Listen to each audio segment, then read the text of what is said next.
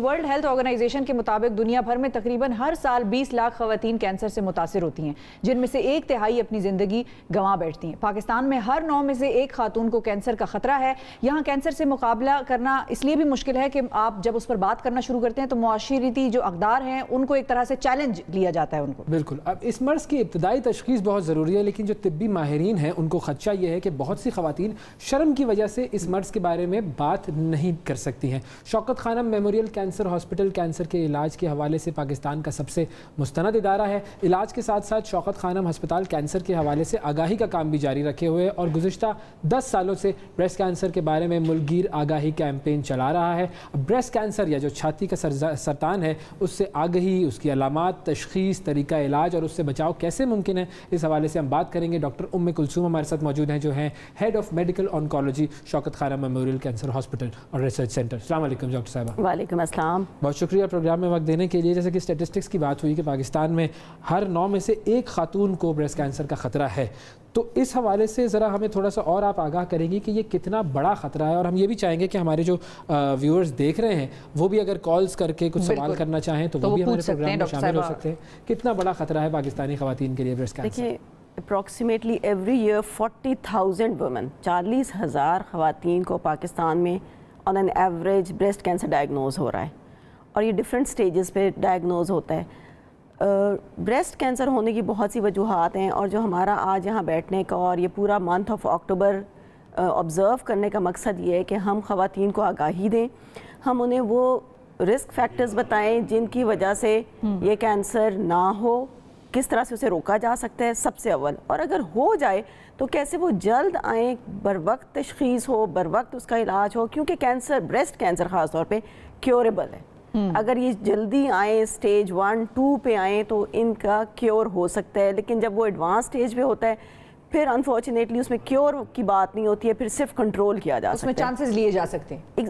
Treatment तब भी होता है, उसमें हम उनके डिजीज़ फ्री सर्वाइवल यानी कि बग़ैर बीमारी के जो सर्वाइवल है, ज़िंदगी है, वो हम थोड़ी सी बेहतर कर सकते हैं, लेकिन कैंसर के हवाले से क्योर या 100% उसका खात्मा मुमकिन नहीं होता स्टेज 4 में। ये भी बताइए डॉक्टर साहबा कि जब कैंसर चले अर्ली तशखीस, वो तो एक हम कह रहे हैं कि अर्ली डायग्नोसिस से आपकी जान बिल्कुल बच सकती है और महफूज तरीके से आप एक क्वालिटी लाइफ गुजार सकते हैं। जो खवातीन घबराती हैं कि कीमोथेरेपी के बाद बाल उतर जाते हैं, गिर जाते हैं, वो भी वापस आ जाते हैं और आप बिल्कुल ठीक ठाक नॉर्मल तरीके से ज़िंदगी गुजार सकती हैं। लेकिन अगर हम एडवांस स्टेजेस की बात करें, जो खवातीन शर्माती हैं या उनको जो चेस्ट है उसमें लंप फील होता है या गिल्टी लगती है और वो छुपाए रहती हैं और वो नहीं किसी से जिक्र करती, तो वो कहाँ तक कैंसर फैलता है और किस तरह आपकी बॉडी को इफेक्ट करता है? अच्छा, देखिए ये आपने बहुत अच्छी बात की, ये कि ख़वातीन छुपाती हैं, शर्मिंदगी महसूस करती हैं, ब्रेस्ट का नाम लेना एक टैबू समझा जाता है, और फिर जब एक दफ़ा घर में बता दिया, अगर वो बच्ची है उसने वालदा को बता दिया, उधर उससे वालिद तक बात पहुँची तो वो वहीं पर उसे कर्ब कर दिया जाता है कि ये कैसी बात कर रहे हो। ऐसा नहीं होना चाहिए। अगर किसी को गिल्टी महसूस हुई है वो उसी वक्त अपने जो भी करीबी डॉक्टर हो, जो हेल्थ केयर प्रोफेशनल हो, उसके पास जाएं, उसका बाकायदा टेस्ट कराएं, बायोप्सी कराएं, उसे निकलवाएं, और जो भी बहुत हर ब्रेस्ट की गिल्टी कैंसर नहीं होती है, लेकिन पता तभी चलेगा जब वो बाहर निकलेगी, जब उसका टेस्ट होगा।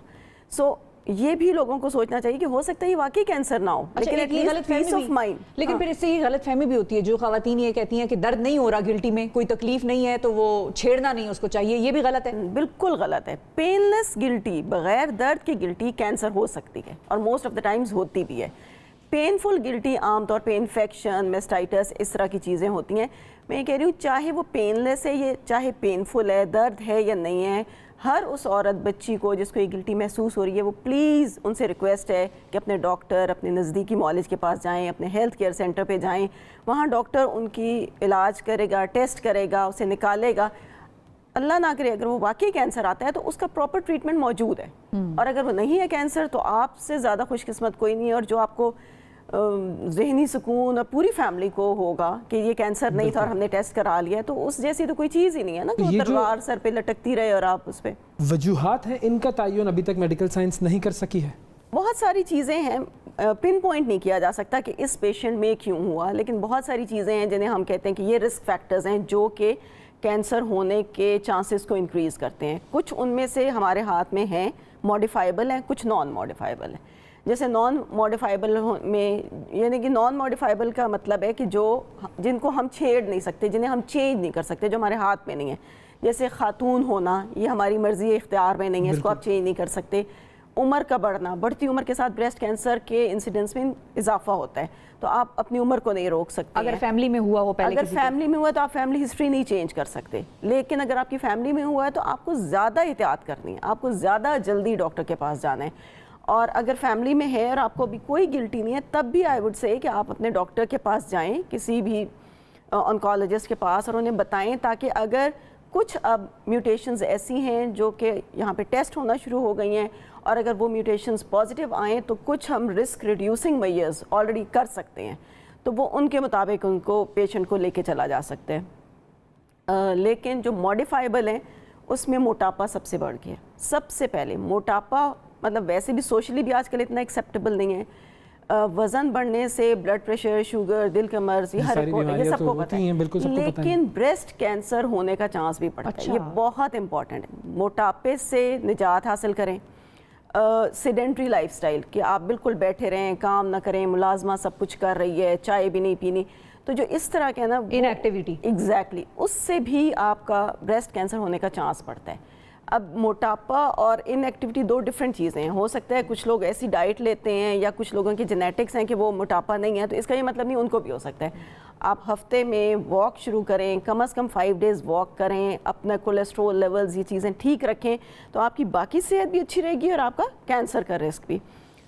फिर जो मॉडिफाइबल फैक्टर्स हैं उनमें ओरल कॉन्ट्रासेप्टिव या ओरल हार्मोनल थेरेपीज़ जो दी जाती है ख़वातीन को, अगर वो फॉर द टाइम बीइंग है, किसी एक ख़ास मकसद के लिए किसी मुस्तनद गायनोकोलॉजिस्ट या मुस्तनद डॉक्टर ने दिया तो फ़ाइन, लेकिन अगर आप लिए चले जा रहे हैं अनलिमिटेड, उससे भी आपके ब्रेस्ट कैंसर होने के रिस्क को बढ़ता है आपका रिस्क। तो ये चीज़ें जिन्हें आप रोक सकते हो, जिन्हें आप चेक कर सकते हैं, और आपके हाथ में और आपके इख्तियार में। हम मज़ीद से बात करते हैं। सबा कुरैशी साहिबा हमारे साथ मौजूद हैं, कॉलर हैं। अस्सलाम वालेकुम जी। वालेकुम सलाम। अस्सलाम वालेकुम जी सबा, क्या सवाल करेंगी? अच्छा, मुझे पूछना ये था कि मेरी वालदा को अर्सा कैंसर था, 18 साल उन्होंने मतलब ये ब्रेस्ट कैंसर में ही गुजारा, लेकिन उससे ये डेंजरस नहीं था ऐसा, क्योंकि उनको गिल्टी जो थी वो रिमूव कर दी गई थी और रेडिएशन लगा दी गई थी। अब ये पूछना ये, फिर मेरी सिस्टर बड़ी थी, वो इसी में ही मतलब उनको कैंसर से ही उनकी डेथ हुई है, लेकिन मुझे ये पूछा था कि ये बताएं कि आया ये गिल्टी हम लोगों को कहाँ पर फील होती है, क्या आया ये फैमिली मेम्बर्स में या उनकी बेटियों में भी जा सकते हैं, और ये गिल्टी हमें कहाँ फील होगी ताकि हम इस चीज़ को फौरी सीरियस लें और डॉक्टर के पास जाके अपना चेकअप करवा सकें, मतलब फैमिली में का भी। ठीक है, सबा टीवी पे सुने। जी, मुझे इनसे ये पूछना है कि इनकी वालदा को किस एज पे ब्रेस्ट कैंसर डायग्नोज हुआ था, उनकी क्या उम्र थी? सबा लाइन ड्रॉप हो गई। अच्छा, ये बहुत इंपॉर्टेंट है। अपनी बहन का भी बताया, हाँ, वो कि इनकी वालदा को किस एज में ब्रेस्ट कैंसर हुआ था, कि वो यंगर एज में हुआ था या पोस्ट मेनोपॉजल आफ्टर 50-60 हुआ था। दोनों में क्या फ़र्क है? जो यंगर एज में वो फेमिलियल होने के चांसेस ज़्यादा होते हैं, और जो बाद में है वो आपकी एजिंग प्रोसेस की वजह से, तो वो फेमिलियल नहीं भी हो सकता, वो हेरिडिटरी फिर नहीं आगे जाएगा। तो अब मुझे इनकी बात से सही समझ नहीं आया, लेकिन अगर इनकी वालदा को भी हो गया और इनकी सिस्टर को भी हो गया तो 2 कंसेक्यूटिव जनरेशंस में आ गया है। अब इनको ये चाहिए कि आई डोंट नो कब इनकी खाला या इनकी नानी, यानी कि जो प्रीवियस एक और जनरेशन था उसमें किसी को था कि नहीं, अब इनको ये चाहिए कि वालदा या बहन में से जिसको भी अर्लियर ब्रेस्ट कैंसर डायग्नोज हुआ है, उस एज से, बल्कि उससे 10 इयर्स पहले इनका ब्रेस्ट मेमोग्राम हर एक, जो भी इनकी ख़वातीन हैं फैमिली में, ये खुद कराएं, इनकी बेटियां, बहन की बेटियां, उन सब का हर साल में मेमोग्राम होना चाहिए। पैल्पेट किस तरह से करें? वो ये भी पूछ रही थी कि कहाँ फील होगी गिल्टी? फील ब्रेस्ट के अंदर ही होगी, आपको निपल एरियोला कॉम्प्लेक्स के पीछे हो सकती है, किसी 4 क्वाड्रेंट्स होते हैं ब्रेस्ट के, आर्मपिट्स में भी, पहले उन 4 क्वाड्रेंट्स पे ध्यान दें, निपल एरियोला के पीछे ध्यान दें और अपनी आर्मपिट्स को देखें, और दोनों साइडों पे यही तरीका करें। इसका एक स्पेसिफिक तरीका होता है, लेकिन अगर आपको वो तरीका नहीं पता है कि आप सर्कुलर मोशन में सेंटर से स्टार्ट करके ब्रेस्ट को पैल्पेट करते हुए जाएं और एक्जिला तक जाएं और दोनों साइडों पे ये अमल दोहराएं, और अगर उस तरह से देखें या अपने आप को कलर चेंज हो रहा है, डिस्कलरेशन हो रही है, अपने आप को अनड्रेस करके आईने के सामने खड़े होकर देखें कि अगर दोनों का साइज में डिफरेंस आ रहा है, कहीं पे कोई प्रोमिनेंस आ रही है एक साइड पे और दूसरी पे नहीं है, कोई भी एक एबनॉर्मेलिटी जो एक साइड पे और दूसरी साइड पे नहीं है, तो इसका मतलब है कि वो चेक कराने की अटेंशन की जरूरत है। ठीक है, हमारे साथ डॉक्टर तारिक हैं जी। अस्सलाम वालेकुम डॉक्टर साहब। जी वालेकुम, डॉक्टर तारिक ईरानी बोल रहा हूँ। डॉक्टर साहबा आपके पास बैठी हैं, बहुत ही अच्छे अंदाज से हर चीज़ डिस्क्राइब कर रही हैं, लेकिन प्रिवेंशन के पॉइंट ऑफ व्यू में एक चीज़ पता नहीं क्या है कि लोग जो हैं वो भूल जाते हैं बताना। और मुझे हैरत होती है कि एक यहूदी डॉक्टर यूके में बैठकर आरसीपी के मीटिंग के अंदर एक स्लाइड दिखाता है जो कुरान शरीफ से की एक आयत है जिसका तर्जुमा कुछ ऐसा है कि तुम अपने बच्चों को 18 माह दूध पिलाया करो। ये तुम्हारे 2 साल का मेंशन हुआ है उस आयत में। बिल्कुल सही कह रहे हैं, ये बात सदर मुमलिकत ने भी कई बार अपने बयान में कही है। बिल्कुल जी बिल्कुल कही होगी। तो वही समझ नहीं आता कि हमारे डॉक्टर्स जो हैं वो बिल्कुल भी इस तरफ तवज्जो नहीं देते। सही है, इस पर हम बात कर लेते हैं। बिल्कुल ठीक है, बहुत शुक्रिया डॉक्टर साहब। नहीं एक्चुअली ये बिल्कुल सही कह रहे हैं। और अच्छा, एक और चीज भी हुई, एक सेमिनार मैंने अटेंड किया जिसमें कि डॉक्टर्स ये कह रहे थे कि जो माँ दूध पिलाती है उसका बचाव जरूर होता है क्योंकि वो एक नेचुरल प्रोसेस है और वो एक अल्लाह ने बनावट उसकी इस तरह से की हुई है कि उसने औलाद को दूध पिलाना है। लेकिन अगर वो नहीं भी फीड करती तो इसका ये मतलब नहीं है कि किसी ने फीड नहीं किया तो उसमें लाजमी कैंसर आएगा और किसी ने फीड किया तो उसमें बिल्कुल नहीं आएगा। उसको रिस्क को मिनिमाइज कर देता है ये बात। जो फीडिंग है उसके दौरान जो आपकी हार्मोनल चेंजेस हैं वो आपकी ब्रेस्ट एपिथेलियम या ब्रेस्ट के सेल्स पे प्रोटेक्टिव इफेक्ट है उनका। अच्छा, जो मेडिकल साइंस है वो आपको ये नहीं बताती कि इसकी ड्यूरेशन कितनी हो तो ज़्यादा है, लेकिन जैसे इन्होंने भी कहा और हमारे इस्लाम में भी है कि 2 साल जो है वो औरत अपने बच्चे को पिलाए, तो हम ये समझते हैं कि 2 साल पिलाने से प्रोटेक्टिव इफेक्ट मैक्सिमम होगा, लेकिन ये 100% उसको निगेट नहीं करेगा। मतलब ब्रेस्ट फीडिंग करने वाली औरत को भी ब्रेस्ट कैंसर हो सकता है, डोज के चांसेस कम है क्योंकि उसमें और बहुत सारे फैक्टर्स जो हैं वो हो सकते हैं। और जो नहीं करती ये नहीं है कि उसको 100% होगा, लेकिन बेहतर ये है कि जो हमारे दीन ने भी बताया और जो आपके बच्चे को भी उससे ज़्यादा फ़ायदा है, उसमें जो इम्यूनोग्लोबुलिन्स और उसको जो हेल्थी न्यूट्रिएंट्स वहाँ से मिलते हैं, उसके लिए ब्रेस्ट फीडिंग उसको बिल्कुल करना चाहिए। मोहम्मद गाजी साहब हैं हमारे साथ पेशावर से। अस्सलाम वालेकुम गाजी साहब। जी साहब, अस्सलाम वालेकुम। जी जनाब, क्या सवाल करेंगे?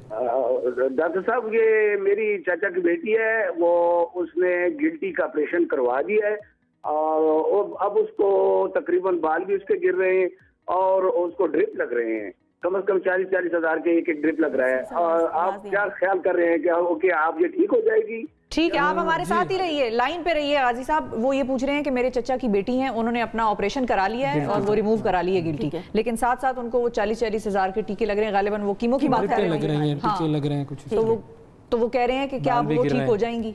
देखिए, बाल गिर रहे हैं, हाँ, अगर बाल गिर रहे हैं और जो आपने प्राइस बताई है ना, कीमोथेरेपी वहाँ पे डॉक्टर साहब दे रहे हैं और वो बिल्कुल ठीक दे रहे हैं। और चूंकि सिर्फ गिल्टी निकलने से तो मुझे नहीं पता उसकी क्या स्टेज है, लेकिन स्टेज कौन सी थी गाजी साहब?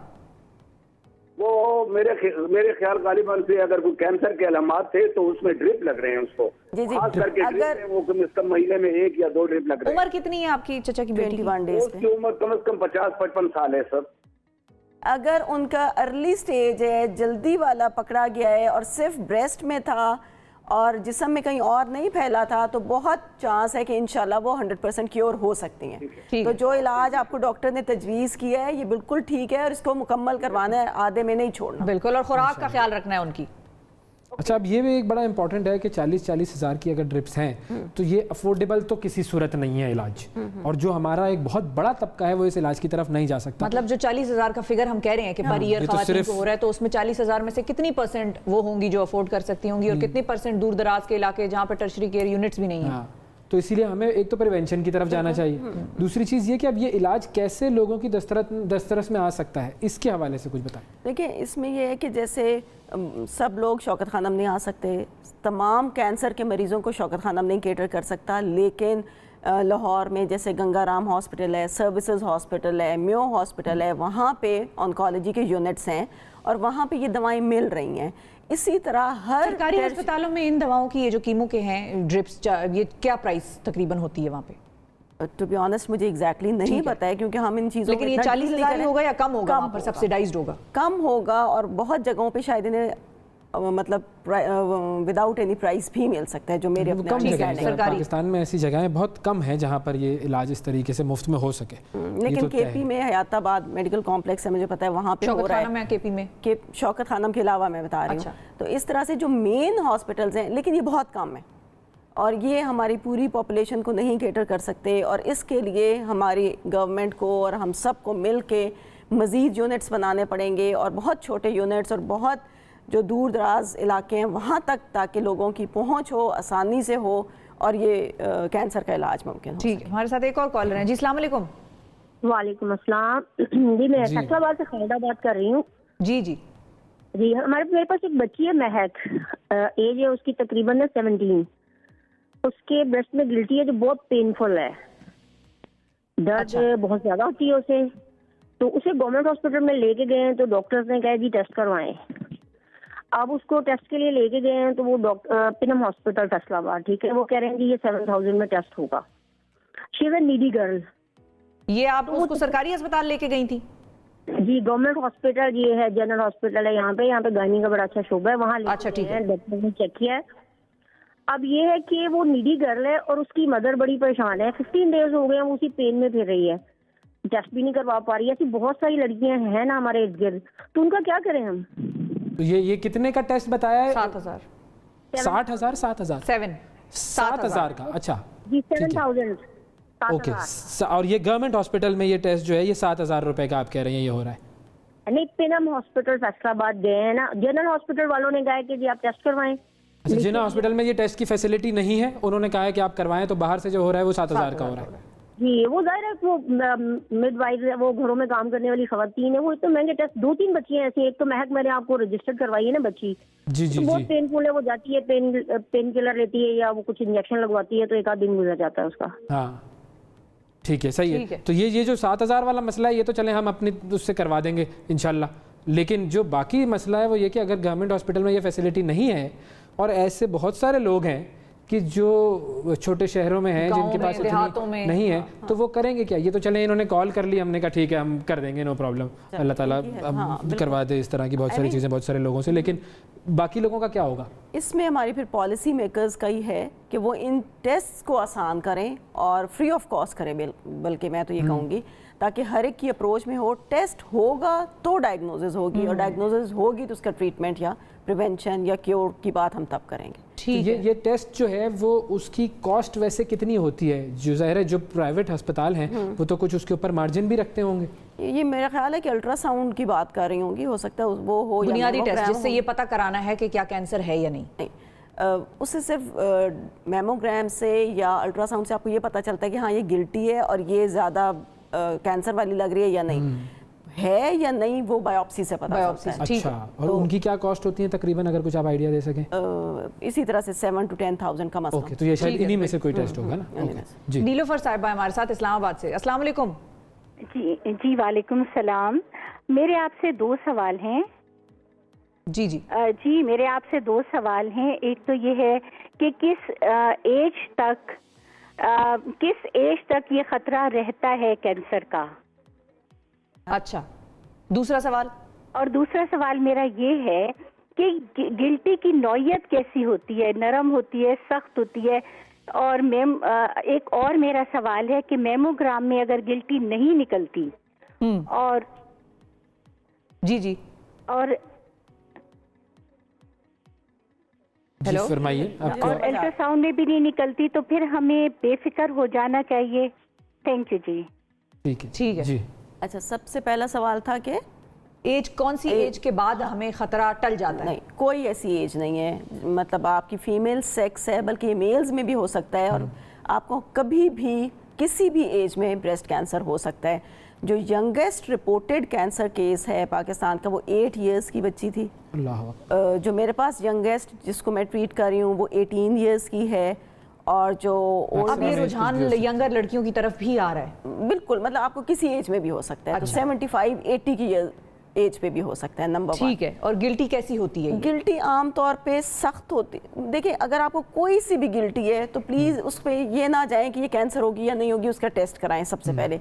आमतौर पे सख्त, हार्ड, इरेगुलर, कि उसके बॉर्डर्स सही से पता ना चलें, पेनफुल भी हो सकती है, पेनलेस बग़ैर दर्द के या दर्द के साथ भी हो सकती है।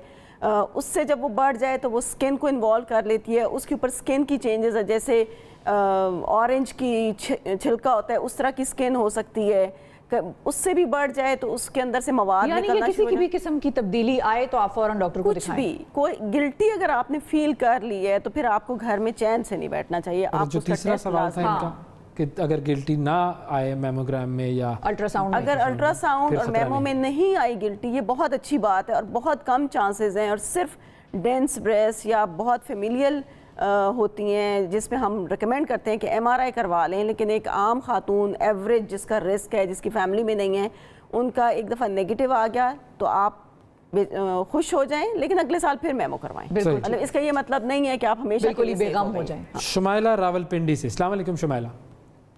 वालेकुम सलाम। मुझे अपनी वालदा के बारे में पूछना था। जी, फरमाइए। 5-6 माह पहले एक गिल्टी डायग्नोस हुई है।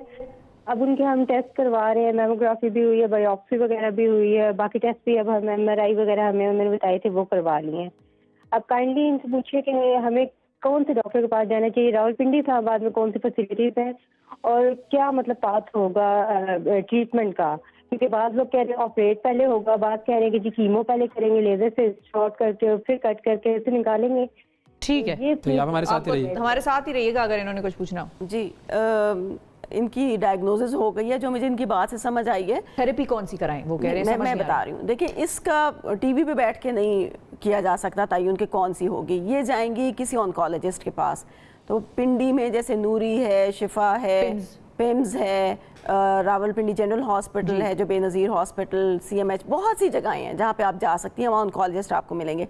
वो आपके ये तमाम टेस्ट, जैसे आप कह रही हैं MRI हुआ है, हो सकता है कभी CT की भी ज़रूरत होती है, वो देख के जो गिल्टी का साइज़ है, जो उसके ऊपर कुछ ट्यूमर मार्कर्स हैं, जो आपकी एज है, उन सब को नज़र में रखते हुए वो बताएंगे कि क्या पहले सर्जरी होगी या पहले कीमोथेरेपी होगी, और होना दोनों है। रेडिएशन कहाँ आती है? रेडिएशन उसके बाद आती है। कुछ लोग ये समझते हैं कि कीमोथेरेपी की 6 या 8 साइकिल से बिल्कुल गायब हो गई है, फील नहीं हो रही तो अब हमारी सर्जरी नहीं होगी, या 4 के बाद गिल्टी गायब हो गई है तो बाकी कोर्स नहीं होगा। कीमोथेरेपी जो आपकी शुरू में हम बताते हैं, वो कुछ फैक्टर्स को सामने रख के बताते हैं, वो ज़रूर होनी होती है। सर्जरी बहुत इंटेग्रल पार्ट है, वो होनी होती है। रेडिएशन कुछ केसेस में तो वो बचत भी हो जाती है, मतलब सर्जरी से नहीं, सर्जरी और कीमो अगर आपको रिक्वायर्ड है तो होती है। रेडिएशन से अगर मेस्टेक्टमी पूरी की पूरी छाती रिमूव कर दी, उसका साइज़ छोटा था, उसके बगल में कैंसर के सेल्स नहीं थे, तो रेडिएशन नहीं होएगी। या अगर वो DCIS एक और जो प्री कैंसरस कंडीशन है तो उसमें नहीं होगी। लेकिन ये तमाम जो आपको मालूमात हैं, आपका ऑन्कोलॉजिस्ट पेशेंट को सामने रख के, पूरी रिपोर्ट सामने रख के फिर बताएगा। ठीक है। जी, एक और कॉलर है हमारे साथ। अस्सलाम वालेकुम। वालेकुम अस्सलाम। जी, आयशा साहिबा फैसलाबाद से बात कर रही हैं। जी जी, अच्छा मुझे ये पूछना था कि मैं मतलब 40+ हूँ। मैंने जो है सारे ट्रीटमेंट करवा चुकी हूँ अपने, मतलब मेमोग्राफी एंड अल्ट्रासाउंड वगैरह। अल्हम्दुलिल्लाह कोई ऐसा गिल्टी वगैरह नहीं है, तो लेकिन फिर भी मुझे अक्सर पेन फील होती है। तो क्या ये इस तरह से भी हो सकता है कि विदाउट गिल्टी कोई खुदा ना खास्ता कोई इस तरह से प्रॉब्लम बन सकता है? आपकी फैमिली में किसी को था कैंसर, ब्रेस्ट कैंसर पहले? नहीं अल्हम्दुलिल्लाह नहीं, किसी को नहीं। अच्छा, आयशा आयशा जी। जी, आयशा साहबा, ऐसा है कि ब्रेस्ट में दर्द या ब्रेस्ट का एंगोजमेंट ये नॉर्मल साइक्लिकल भी हो सकता है, जो हर कुछ महीने खवातीन कहती हैं एक 30 किस्म की उठती है, वो फील होती है। तो अगर वो आपकी नॉर्मल है और हर माह आपके उस मंथली साइकिल के साथ हो रही है तो कोई इसका ऐसा मसला नहीं है। और स्पेशली अगर आपका मेमोग्राम भी हो गया और उस पर आप एक एवरेज रिस्क, एक नॉर्मल आम पाकिस्तानी खातून की तरह हैं, तो इसका मतलब है कि अभी तक आप में कैंसर के असरात नहीं और इंशाल्लाह नहीं हो। लेकिन आपको हर साल अपना मेमोग्राम जरूर करवाना चाहिए एज पर द रिकमेंडेशन। कुछ और कह रही हैं जी। और ये फिजिकल जो है इसका पैल्पेट करना, खुद को खुद मुआयना करना, चेकअप है, वो कितनी देर बाद करवाना चाहिए? वो आप हर माह कर लें अपने पीरियड से फारिग होने के बाद, और अपने आप को एक पैटर्न बना लें कि आपने पहले अपनी ब्रेस्ट को कैसे एग्जामिन करना है, फिर एक्जिला को करना है और उसके ऊपर स्किन को देखना है, और वो इसी तरह से आप हर माह अपने आप को एग्जामिन करें, बल्कि अपने हम घर वालों को भी बताएं, जो और ख़वातीन बच्चियाँ जो भी हैं, ताकि सब करें और अल्लाह ना करे कोई मसला हो तो वो जल्दी डिटेक्ट हो। और अगर आप आयशा किसी डॉक्टर के पास गई हैं या जाने वाली हैं, उसके बजाय अगर खुद पैल्पेट करना चाह रही हैं तो यूट्यूब पे बहुत सारे ट्यूटोरियल वीडियोस हैं। तो ये भी मैं खवातीन को बता दूं कि अगर किसी को शर्म आ रही है या कोई नहीं किसी और को बताना चाह रहा, तो वो खुद से खुद देख ले, ट्यूटोरियल वीडियोस मौजूद हैं। पैल्पेट ब्रेस्ट कैंसर आप लिखेंगी, वहाँ पे आ जाएगी यूट्यूब में। बिल्कुल, बहुत शुक्रिया अदा करेंगे डॉक्टर साहब, आपका वक्त दिया आपने और बहुत अहम मौजू था।